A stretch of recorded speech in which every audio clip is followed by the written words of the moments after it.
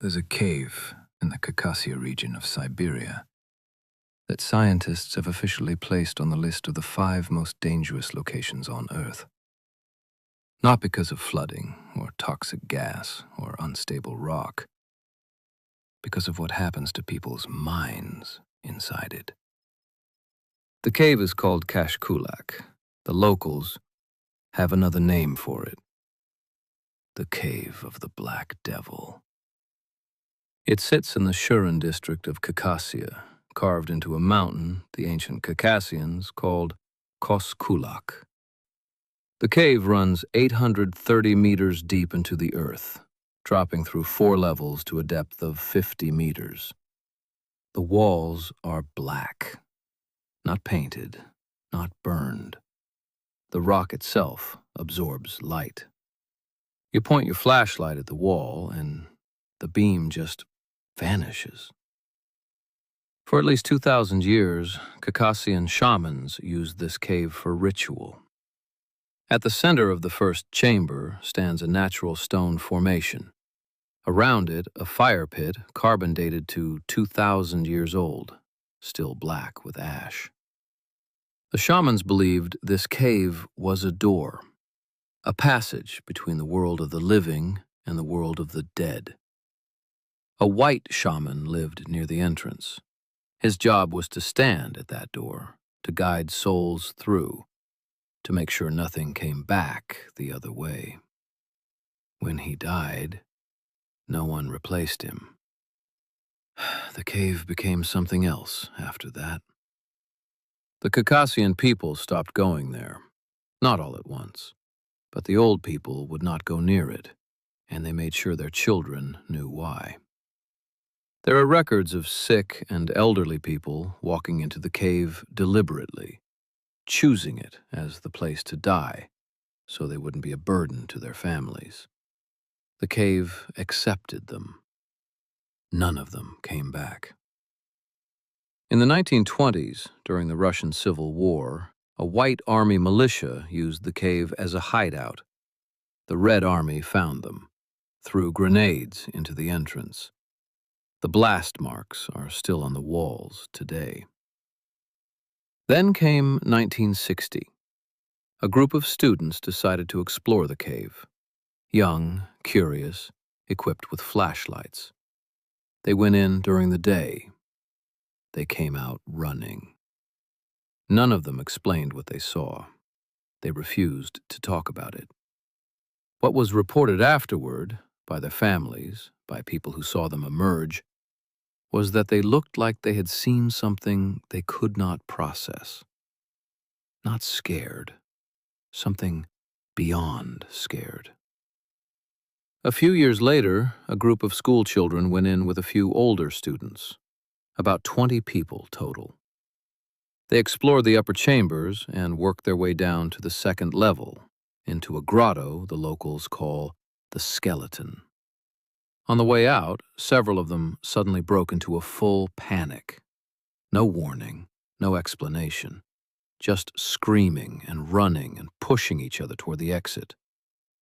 One of them, an older student who had been guiding the group, went home that afternoon and didn't make it through the night. In the note he left behind, he described a shaman with a ruined face calling to him from the dark. A creature with a bear's body and a skull for a head. A figure made of stone that would not stop looking at him. In the early 1980s, 2 girls went into the cave alone and didn't tell anyone where they were going. One of them was never found. The other was discovered several kilometers away on a road, walking in slow circles, muttering to herself, gripping something in her fist so tightly that they had to pry her fingers open. It was a small stone figurine, a shaman carved from cave rock. She had no memory of picking it up. She had no memory of most of that day. She never fully recovered. By the mid-1980s, The cave had developed enough of a reputation that a team of scientists from Novosibirsk decided to investigate it properly. They set up a laboratory in one of the lower grottos, instruments, recording equipment.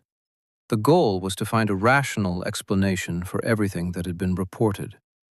What they found was a geomagnetic anomaly. The electromagnetic field inside the cave fluctuates constantly in ways that cannot be explained by the geology of the site. And buried within that fluctuation, a single repeating pulse. Always the same amplitude, always the same frequency. They could not locate the source. They also noted something in the report that gets cited a lot now in discussions of the cave. Infrasound at 6 hertz, sound below the range of human hearing, can cause a specific set of symptoms: disorientation, irrational dread, visual hallucinations, the overwhelming sense of a presence nearby that you cannot see. The cave produces infrasound. The source of that, too, was never identified. One of the researchers, a man named Ballin, was the last one climbing out of the lower level at the end of a long session underground. He stopped on the rope, stayed there for several seconds while the others waited above. When he got to the surface, he told his colleagues he had felt something watching him from below. Not heard it, not seen it, felt it. He described it as ancient and patient, like whatever it was had been waiting down there for a very long time and was in no particular hurry. The research program ended when the Soviet Union collapsed. The findings were classified as inconclusive. The anomaly was never explained. The pulse is still there. Every team that has gone in since has recorded the same signal, same amplitude, same frequency. There is one more thing about this cave that the scientists could not account for. Almost everyone who spends significant time inside it reports the same hallucination. Not similar hallucinations, not variations on a theme, the same one. A figure in a fur hat with horns. A shaman's face, damaged, wrong, standing at the edge of the flashlight beam, not moving, just watching. Hallucinations are not supposed to work that way. They're personal. They come from your own fears, your own memories. They are not supposed to be identical in 24 people who have never met each other. No one has explained that either. The cave is open to tourists now. You can book a guided tour from the nearby resort town. They give you a helmet, a headlamp, and a guide who will walk you through the upper chambers and tell you the legends in a tone designed to be entertaining rather than alarming. They will show you the ancient fire pit. They will show you the stalactites on the lower level. They will not take you to the skeleton grotto. They will not take you to the bottom. The Khakassian people who live near the cave do not visit it. They do not let their children go near it. This has been true for generations, long before the tourist industry discovered the place, long before the scientists came with their equipment. When visitors ask why, the older locals tend to give a short answer and then change the subject. The answer is this. The White Shaman's job was to stand at the door between the living and the dead, to guide what needed to pass through and to hold back what didn't. He was the lock. He died a long time ago. No one replaced him. The door is still there. The lock is gone. And whatever was on the other side has had a very long time to figure out that no one is guarding it anymore. The pulse they recorded in 1985 is still there today. Same amplitude, same frequency. The source has never been found. If you go to Kashkulak, the guide will tell you the cave is safe. He's probably right. Most people come back fine. Most.